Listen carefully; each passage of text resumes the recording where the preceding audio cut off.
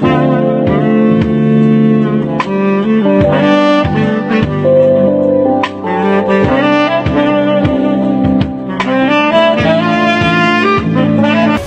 friends. You are welcome to Anchor Network, where you get updates of things happening around you. I appreciate every one of you that have subscribed to this channel. And if you have not subscribed, I say thank you very much, because I know that at the end of this news, you are going to subscribe. And I want you to press the red button and also the bell icon so that you'll be notified anytime we publish any news. Thank you very much once again. Ohanaeze youth to Arewa youth. A peaceful approach, not weakness. Ohanaeze Igbo Youth Council Worldwide yesterday told the Coalition of Northern Youth that its peaceful approach to issues of the nation should not be misconstrued to be weakness. The youth, who condemned the 30-day ultimatum given to the federal government and governors to implement the suspended rural settlement policy, or they will sack Igbo residents in the north and establish the settlements across the nation, said the ultimatum was a declaration of war against the Igbos living across the northern parts of the country. In a statement issued in Abakaleke by Mazi Okechukwu Isuguzoro, President General Ohanaeze Igbo Youth Council Worldwide, the Igbo group vowed that it will explore all peaceful avenues for protection of lives and properties of the Igbos residents in the north. The youth commended the federal government for suspending the rural settlement and urged the northern youth to obey the suspension and stop issuing threats over it. The Igbo youth accused the northern youth of promoting hate speech banned by the federal government through the ultimatum and called the federal government to call them to order. We studied and weighed the implications of the recent threats and 30-day ultimatum from a northern group named Coalition of Northern Groups over the suspension of rural settlements by the presidency, and there have been unnecessary tension in the southern Nigeria, especially Igbos, emanating from the threats of this northern group. We are fully aware that the recent threats are targeted only to the lives and properties of peaceful Nigerians of Igbo extraction doing businesses in 19 northern states, and that is a declaration of war against the Igbos.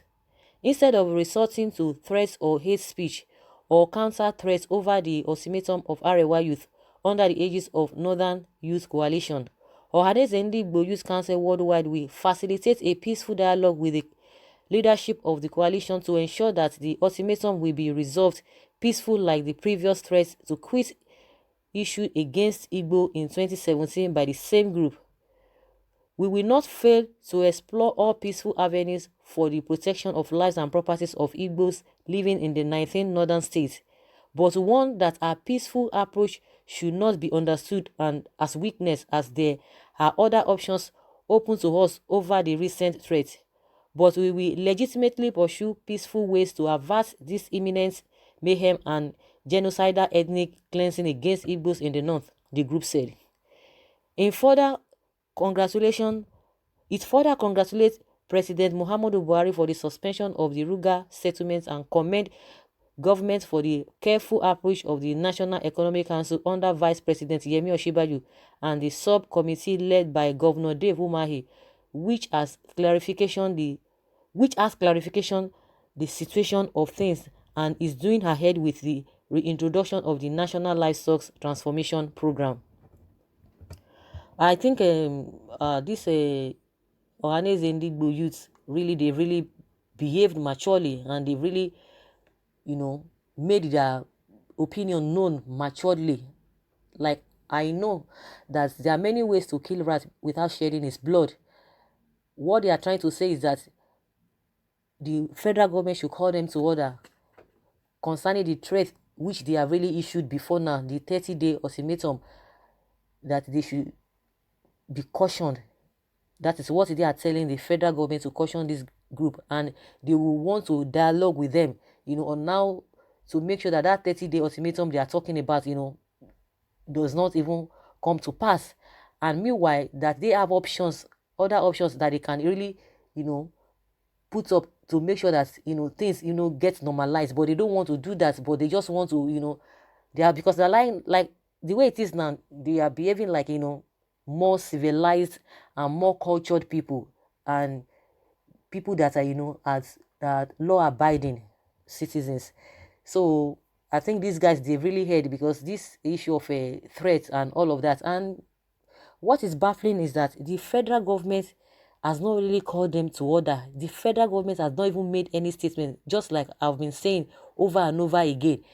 And even their elders too, they've not even cautioned them. We only hear that people say the Ruga of 18 should be reintroduced and all of that. You can't force anything on people. And I don't know, I don't just want to sound, I don't want to sound otherwise, because even with the letter that these people, or their statement, the statement of this Ohanaeze youth, I'm not really too comfortable with it, because these guys, they are really feeling on top of the world, as if there's something that, they are really backing on, or as if the Nigeria belongs to them. Because if you see the way they are issuing threats, as if they have the rights, you could see one of their governors was like, oh, that they have that demographically, that they are superior, that's why they can make some decisions, when it comes to policies. It's like they have it at the back of their mind that it's their birthright, to rule. But at the end of the day, a lot of things are really going against them. See the kind of lives they are living, and that's just the way it is. How can you relate the two together? You are a leader, and the people under you, your people, are really suffering. They are the most affected when it comes to poverty, when it comes to illiteracy. So of what benefit is your leadership position? Of what benefit, is that you have the most richest man in Africa, that the most richest man in Africa is from your side? Of what use is it to you people? You have been in government from time immemorial, and you cannot pinpoint of the benefits of that your leadership, even as related to your people. You cannot even pinpoint any developmental project. The only thing is that, chaos, poverty, illiteracy, everything that you can think of. And that is why they are having it at the back of their mind, that they can do and undo. Even the last time they issued threat to Indigo in 2017, it was the same thing. People just try to make sure that there is this one Nigeria. It is these people that say they don't even want, they want to go their separate way. They are the one that is even trying to make peace. And the other region, they really want this one Nigeria. And you are not even bringing issues that will even make people to even work together with you. You are always giving threats, as if the other people in the country, they are from somewhere else, that you really want to push them away. And if they say, okay, there be separation, everybody will start talking, oh, let there be one Nigeria, let there be one this, let there be one that.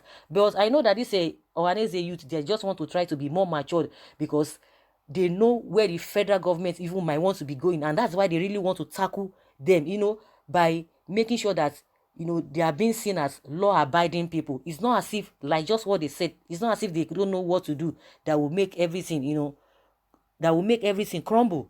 But they just want to throw the line of law, the line of responsibility. And that is why they are telling them, don't take our, dialogue, or our peaceful approach to this issue on ground as weakness. We know what to do.